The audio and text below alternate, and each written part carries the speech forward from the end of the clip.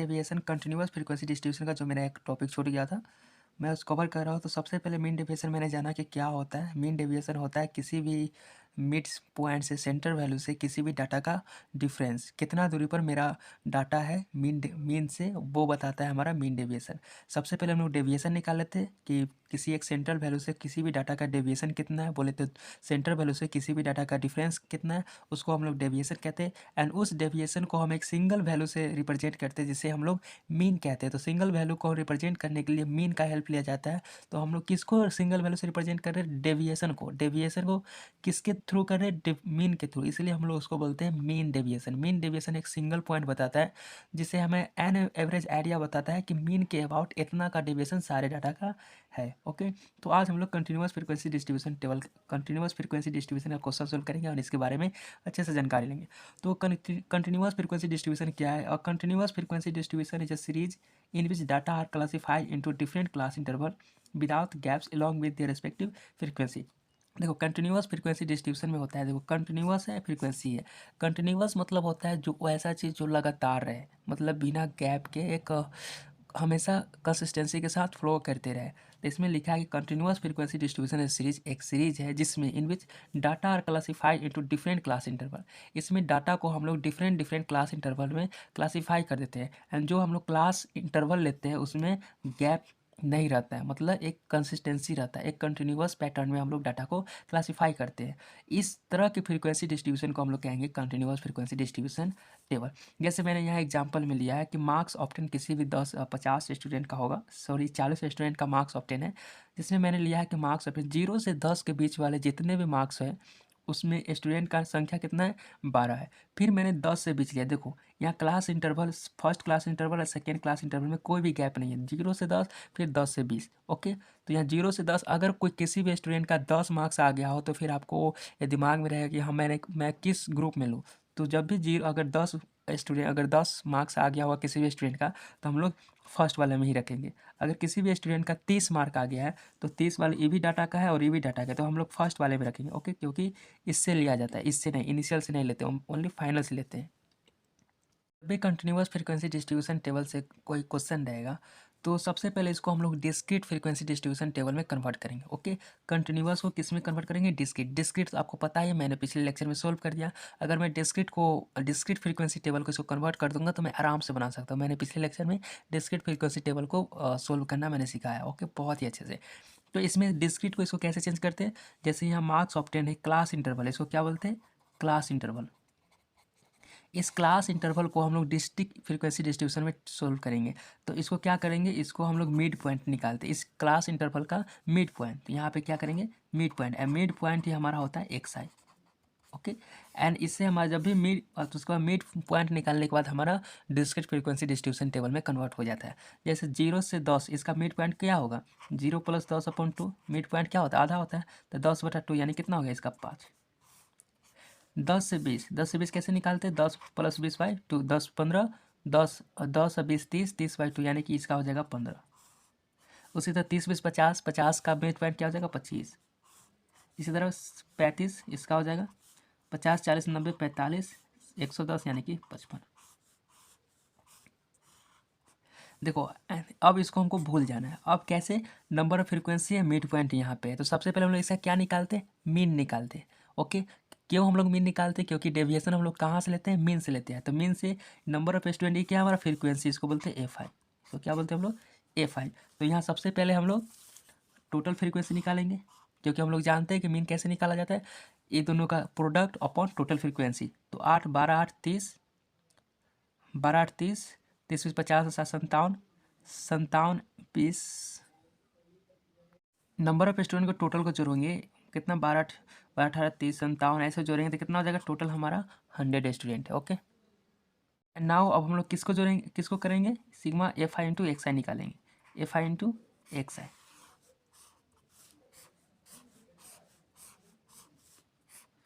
देखो 12 × 5 = 60, 15 18, मैं कैलकुलेटर का हेल्प ले रहा हूँ, थोड़ा सा लेंदी है।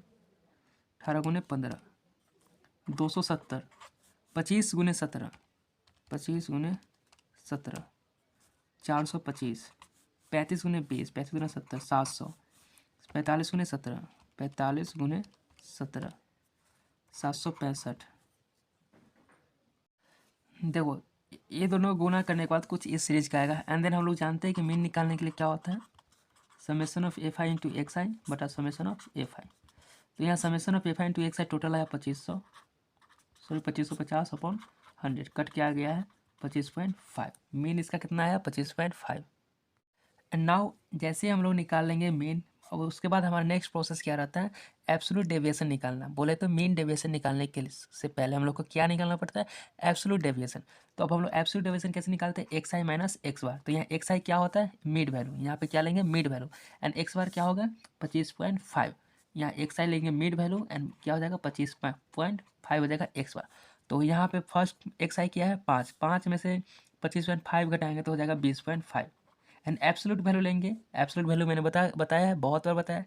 एब्सोल्यूट वैल्यू मतलब क्या होता है कि नेगेटिव साइन को इग्नोर करके चलेंगे। तो यहाँ पे माइनस साइन आएंगे, 5 में से 25 समथिंग घटाएंगे तो माइनस 20.5 आएगा, तो माइनस को इग्नोर करके चलेंगे। एब्सोल्यूट वैल्यू हमें नेगेटिव साइन को भी पॉजिटिव में देता है। ओके, सेम इसी तरह से 25.5 में से 15 घटाएंगे तो कितना आ जाएगा 10.5। सेम इसी तरह से 25.5 में से 25 में से 25.5 घटाएंगे तो 0.5। फिर सेम इसी तरह से हो जाएगा मेरा 10.5, 20.5 एंड देन ये जगह 30.5।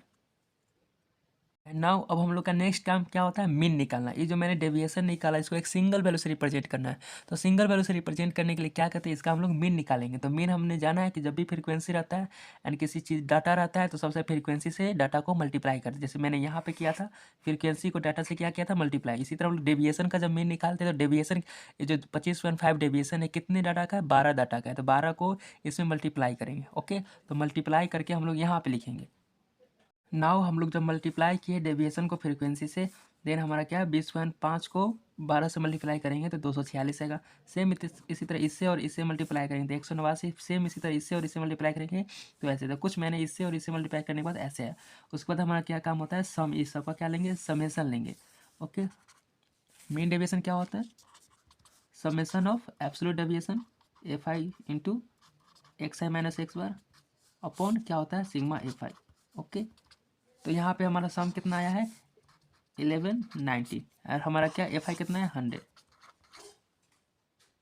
जब इसको इसको काटेंगे तो हमारा जाएगा 11.9, यानी कि हमारा कुछ mean deviation mean deviation about किससे, मीन से कितना आया 11.9। ओके, मतलब कि सारे डाटा का एन एवरेज जो सेंट्रल वैल्यू मीन से कितना 25.9 से, सपोज अगर ये जो सारा डाटा था इस पर अरेंज है तो मीन कुछ आया है 25.5। 25.5 से डेविएशन कितना है इस तरफ एंड इस तरफ कितना है 11.9, एन एवरेज 11.9 का डिफरेंस सारे डाटा का है। ओके, यही बताता है हमारा मीन डेविएशन।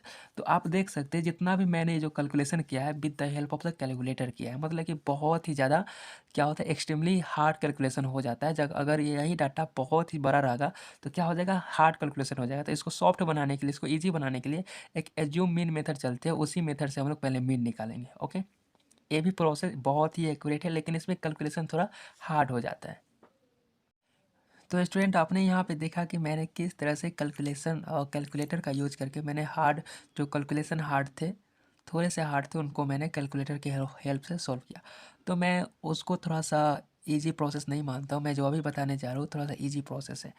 क्वेश्चन आपको marks obtain and number of student इतना दिया रहेगा।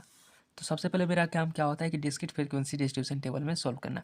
हमारा क्या कंटिन्यूअस है तो इसका सबसे पहले क्या निकालेंगे हम लोग, मिड वैल्यू। ओके, तो वही सेम क्वेश्चन है, 20 और 30 का कितना हो जाएगा मेरा 15, इसका कितना हो जाएगा 25, 35, 45, 55, 65 जगह 75। तो स्टूडेंट आपने यहाँ पे देखा कि मैंने किस तरह से कैलकुलेशन और कैलकुलेटर का यूज करके मैंने हार्ड जो कैलकुलेशन हार्ड थे, थोड़े से हार्ड थे, उनको मैंने कैलकुलेटर की हेल्प से सॉल्व किया।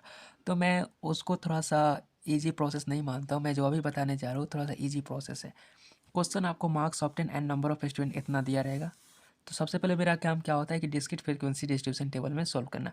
हमारा क्या कंटिन्यूअस है तो इसका सबसे पहले क्या निकालेंगे हम लोग, मिड वैल्यू। ओके, तो वही सेम क्वेश्चन है, 20 और 30 का कितना हो जाएगा मेरा 15, इसका कितना हो जाएगा 25, 35, 45, 55, 65 जगह 75। तो क्या करेंगे कि इन दोनों को मल्टीप्लाई ना करके, देखो मीन निकालने क्या वैल्यू होता है कि summation of F I into X I, दोनों को मल्टीप्लाई करने के बाद हम लोग क्या लेते हैं, सम ले लेते हैं। तो इन दोनों को मल्टीप्लाई ना करके हम लोग क्या निकालेंगे, पहले डी आई वैल्यू निकालेंगे। ये जो डी आई वैल्यू निकालते हैं इसको हम लोग सबसे पहले एक मान लेते हैं एज्यूम मीन। एज्यूम मीन बोले तो माना गया टेम्पोररी मीन, माना मीन, मीन एक मान लेते। तो मीन किस हम लोग को पता होता है कि मीन एक्स आई वैल्यू में से कोई एक इसी के बीच में आएगा, सेंट्रल वैल्यू होता है। तो सपोज मैंने यहाँ मान लिया कि मीन हमारा क्या है, 45 है। आप कोई भी वैल्यू ले सकते हैं, ए भी, लेकिन एक सेंट्रल वैल्यू लेना बहुत ही अच्छा होता है। तो सपोज मैंने मान लिया कि हमारा मीन क्या है, 45 है। तो मीन जो एज्यूम मीन माना है, एज्यूम मीन, इसको सपोज मैंने ए से डिनोट करता हूँ तो ए बराबर कितना हो जाएगा, 45। ये भी क्या है, मीन है, लेकिन मीन मेरे द्वारा माना गया, इसे मैंने निकाला नहीं है कोई भी कैलकुलेशन करके, ये मैंने माना है। अब इसको क्या कहते हैं, अब हम लोग इसका डेविएशन निकालेंगे, डी आई बोले तो डेविएशन। एंड देन इसका देखिए यहाँ कैलकुलेशन क्या होता है, यहाँ का इंटरवल कितना है, 10 का इंटरवल है, प्रत्येक के बीच का 10 का इंटरवल है। तो हम लोग इसको और शॉर्ट बनाने के लिए देखो सबसे पहले तो हम लोग डेविएशन लेंगे, एक 45 मैंने मीन मान लिया। तो 45 एंड 15 का डेविएशन कितना आ जाएगा, 45, 45 माइनस, सॉरी 15 माइनस 45। तो 15 माइनस 45 हमारा आ जाएगा -30, -30। तो इसको और शॉर्ट बनाने के लिए देखो सब का इंटरवल कितना है, 10 है, सब का इंटरवल 10 है, 10 के डिफरेंस पर सारे डाटा है। तो यहाँ पर एक और वैल्यू मान लेंगे एच। एच हमारा क्या बताता है, दो क्लास इंटरवल का डिफरेंस, इस केस के बीच का डिफरेंस। ओके, तो कितना हो जाएगा, 10। सारे डाटा कितना पर है, 10 के इंटरवल पर है। ये कितना, 15 और 25 है, तो ये दोनों के बीच का कितना है, 10। 25 और 35, ये दोनों के बीच का डिस्टेंस कितना है, 10। सारे डाटा 10 के इंटरवल पर है, इसलिए मैंने मान लिया एच बराबर 10। ओके, नाउ तो अगर इसको हम लोग 10 से डिवाइड कर देंगे तो और भी क्या हो जाएगा, मेरा बहुत ही छोटा सा वैल्यू आएगा। ओके, तो मैं ऐसे ही करने वाला हूँ, सबसे पहले एज्यूम मीन ले लूँगा, उसके बाद क्लास इंटरवल का डिफरेंस ले लूँगा। तो क्लास इंटरवल का डिफरेंस कितना है, 10 है। कभी कभी ये दोनों का डिफरेंस भी लिया जाता है। ओके, एंड कभी कभी हम लोग का एलसीएम दोनों सब का कॉमन डिफरेंस लिया जाता है। तो इस समय कॉमन डिफरेंस हमारा कितना है, 5 है, तो आप 5 भी ले सकते हैं। ओके, मैटर करता है कि हम शॉर्ट कैसे बनाएं। जैसे यहाँ पे देखो, यहाँ 25 है, 25 में से अगर 45 हम घटाते हैं तो कितना आ जाएगा, -20। तो 20 को अगर 10 से डिवाइड कर देते कितना आ जाएगा, -2। आप 5 भी ले सकते हैं, लेकिन जब 10 से डिवाइड हो रहा है तो हमें ईजी प्रोसेस बना देता है, इसलिए मैं यहाँ पे एज का मान 10 लूँगा। तो यानी कि मेरा फार्मूला क्या बन जाएगा, डी आई बराबर सबसे पहले एक्स आई लेते हैं, उसमें से क्या घटा देते हैं, जो मैंने माना से ए वैल्यू घटा देते हैं। एंड देन उसके बाद क्या कर दे रहा हूँ, मैं डिवाइड कर दे रहा हूँ किससे, एच से। ओके, तो सारे का मान ऐसे पे हम लोग निकालेंगे। ओके, देन इसका मान 35 में से कितना घटाएंगे, 45 घटाएंगे, फिर 10 से डिवाइड कर देते, कितना हो जाएगा, -10/10, तो जाएगा -1। ओके, देन यहाँ 45 में से 45 घटाएंगे तो 0 हो जाएगा, 45 माइनस 45/10 यानी कितना हो जाएगा, 0। ओके, तो यहाँ पे मैंने लिख दूंगा। तो डी आई वैल्यू मैंने लिख लिया, क्या लिया हूँ मैंने, एक्स आई माइनस 45, 45 क्या है मेरा, एज्यूम मीन है, माना गया मीन है। ओके, मीन निकालने का सबसे अच्छा फॉर्मूला होता है एज्यूम मान, आप एक एज्यूम मीन ले लीजिए एंड देन उसके बाद हम लोग डी आई निकाल लेते हैं। बहुत ईजी प्रोसेस, इससे हमारा कैलकुलेशन ईजी हो जाता है। ईजी प्रोसेस बनाने के लिए हम लोग एज्यूम मीन मेथड से हम लोग मीन निकालते हैं। तो डी आई का वैल्यू कितना हो जाएगा, पहला के लिए -3, उसके बाद -2, इसके लिए -1, देन इसके लिए 0, या फिर सेम इसी तरह से करेंगे तो इसके लिए 1 आ जाएगा, इसके लिए 2 आ जाएगा, इसके लिए 3। उसके बाद हम लोग क्या करेंगे, डी आई और एफ आई को क्या करें, मीन निकालने के लिए क्या करते हैं, एफ आई और एक्स आई को हम लोग करते ही हैं, तो यहाँ पे हम लोग ले लेंगे एफ आई और डी आई। अब हम लोग एफ आई और डी आई का मीन निकालेंगे। तो मीन कैसे निकालेंगे, एफ आई और डी आई से मल्टीप्लाई करने के बाद। तो एफ आई और डी आई से मल्टीप्लाई करेंगे, देखो मल्टीप्लाई क्या, पहले हमको 2 और 15 में मल्टीप्लाई करना होता, अब क्या हो जाएगा, 2 और 3 में मल्टीप्लाई करेंगे तो कितना आ जाएगा, -6। 3 में 2 से करेंगे तो -6, 8 है -8 से तो 8, इसका हो जाएगा 0, ये 8 हो जाएगा, 3 दूना 6 एंड 3 दूना 6। देखो जब इसको हम लोग जोड़ेंगे, summation of F I into D I करेंगे तो लगभग 0 आ जाएगा। क्यों, देखो इससे ई कट जाएगा जोड़ में, इससे ई कट जाएगा, 8 से 8 कट जाएगा एंड 0 आ जाएगा। तो हमारा मीन क्या हो जाएगा, मीन हम लोग लिखेंगे ए जो मैंने माना सो मीन प्लस इसका मीन, एफ आई और डी आई वाला, इसका मीन एफ आई और डी आई का। तो इसको क्या लिखेंगे, summation of F I into D I upon summation of F आई। ये भी क्या है, मीन है। ओके, अगर ये माइनस में आता तो इससे घट जाता, प्लस में आता तो इससे जुड़ जाता। ओके, इससे ए में कुछ जुड़ जाता, अगर माइनस आता तो इससे घट जाता। तो यहाँ ए प्लस इसका मान क्या है, summation of F I into D I का मान क्या है, 0 है, इसलिए 0/समथिंग, समथिंग नहीं, इसको जब हम लोग समेसन ऑफ एफ आई निकालेंगे, इसका टोटल करेंगे तो कितना आ जाएगा, 40 आ जाएगा मेरा। तो कितना लिखेंगे, 40 बराबर ए प्लस 40। ए का वैल्यू कितना है मेरा, 45 मैंने लिया था, कितना निकल गया मेरा मीन, 45 निकल गया। देखो बिना कैलकुलेटर का हेल्प लिए मैंने मीन निकाले थे, इसको कहते हैं एज्यूम मीन मेथड, जिसका फॉर्मूला होता है ए। मीन में हमें निकालना है तो सबसे पहले एज्यूम मीन ए मान लिया, देन उसका जो मैंने माना था एज्यूम मीन मानने के बाद जो डेविएशन लिया उसका डेविएशन का मीन, देन दोनों को ऐड कर देंगे तो हमारा जो भी मान निकलेगा एक्स बार का मान निकल जाएगा। ओके, एंड नाउ अब हम लोग जिस तरह से हम लोग डेविएशन निकालते हैं उसी तरह से करेंगे। तो डेविएशन कैसे निकालते हैं, एक्स आई माइनस एक्स बार। सिर्फ ये जो मैंने प्रोसेस इतना किया है ये सिर्फ मीन निकालने के लिए, बाकी बात जो डेविएशन जैसे निकालते वैसे ही निकालेंगे। तो क्या करेंगे, अब फिर इसको अब भूल जाएंगे अब कि मैंने कुछ निकाला भी है। अब मेरा यहाँ पे भूल जाएंगे, अब एक्स आई माइनस एक्स बार बोले तो एक्स आई का वैल्यू एक्स आई, एक्स बार क्या निकाला मैंने अभी 45 निकाला हो, इसका एब्सोल्यूट वैल्यू लेंगे। तो 15 में से 45 घटाएंगे तो 30 आ जाएगा, 25 में से 45 घटाएंगे तो 20 आ जाएगा, 15 में से 45 घटाएंगे, ये जो 45 निकाला है मैंने ए वाला इसका वैल्यू नहीं है, ए नहीं है, क्या है, एक्स बार का वैल्यू है, यहाँ जो मैं कैलकुलेट करके निकाला उसको। ओके, नाउ 35 में से 45 घटाएंगे तो 10, मैं माइनस साइन को इग्नोर कर रहा हूँ क्योंकि यहाँ पे एब्सोल्यूट वैल्यू लिया हूँ। ओके, 45 में 0 हो जाएगा, फिर इसको घटाएंगे तो हो जाएगा कितना, 10, फिर 20 एंड 30 हो गया। एंड देन इस जो डेविएशन आया इसको एक सिंगल वैल्यू से रिप्रेजेंट करने के लिए क्या निकालना पड़ेगा, मीन। तो मीन कैसे निकालते हैं, summation of F I into इसको मॉडुलस एक्स आई माइनस 45। आप समझ गए हो कि मैंने क्या निकाला हो यहाँ पे इसको। एंड मीन कैसे निकालते हैं, फ्रीक्वेंसी से मल्टीप्लाई करने के बाद।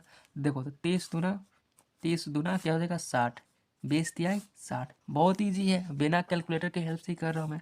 10 अठे 80, जीरो में कुछ भी करेंगे जीरो, 10 अठे 80, 20 तिया 60 एंड 30 दूना 60, 60 1 2 3 4 60 चौक 240, 80 80 160, 240 160 कितना आ जाएगा मेरा 400। 400 क्या आया है, समेसन ऑफ एफ आई गुने mode of x I minus x bar. Okay, इतना। एंड देन अब हम लोग मीन डेविएशन निकालेंगे। तो मीन डेविएशन क्या होता है, समेसन ऑफ एफ आई गुने x I minus x bar upon summation of F I. Okay, ये हमारा कल गुना करने के बाद आता है समेसन, इन्हें कैसे ऐसे काट दीजिएगा, नो नो नो, ये हमारा गुना करने के बाद है।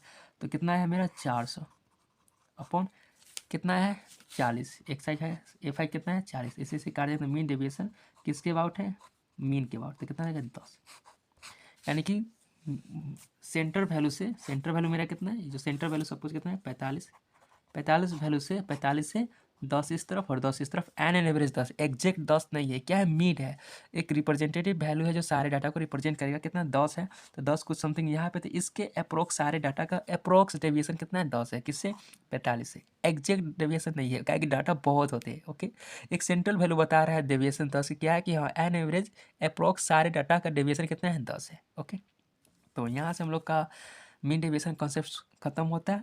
एंड जिस तरह से हम लोग मीन निकालते हैं सेम उसी तरह से हम लोग मीन डेविएशन अबाउट मीन निकालते हैं। अगर आपको कहेगा कि मीडियन से निकालने के लिए तो सेम पहले हम लोग क्या निकालेंगे, यहाँ पे मीन ना निकाल कर क्या करेंगे हम लोग मीडियन निकालेंगे। यहाँ जो मैंने मीन निकाला है इसके जगह पर क्या निकालेंगे, मीडियन निकालेंगे। एंड देन डेविएशन मीडियन से ले लेंगे, यहाँ पर एक्स बार की जगह पर क्या हो जाएगा मीडियन आ जाएगा। ऐसे हम इसी तरह से फिर कर देंगे, उसके बाद मीन निकाल लेंगे, तो मीडियन से डेविएशन का मीन निकल जाएगा हमारा। तो यहाँ पे हम लोग का मीन डेविएशन का कॉन्सेप्ट क्लियर होता है। एंड नाउ हम लोग अब स्टैंडर्ड डेविएशन नया कॉन्सेप्ट को शुरू करेंगे। स्टैंडर्ड डेविएशन हम लोग क्यों लाते हैं, क्योंकि जो मैंने यहाँ पे नेगेटिव साइन को जो मैं यहाँ इग्नोर करके चलता हूँ, ये जो फर्दर आगे के कैलकुलेशन करने के लिए नेगेटिव साइन को तो मैंने इग्नोर कर चुका हूँ, लेकिन ये तो हमारे लिए सही नहीं था, क्योंकि जब आगे का कैलकुलेशन करूँगा तो यहाँ पे नेगेटिव साइन को या तो लेकर करूँगा, नहीं तो इग्नोर करके करूँगा, तो सही होगा नहीं।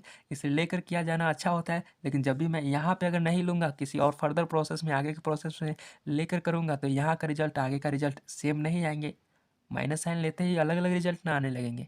इसलिए जो मैंने यहाँ माइनस साइन इग्नोर किया है मेरे लिए सही कैलकुलेशन नहीं होता।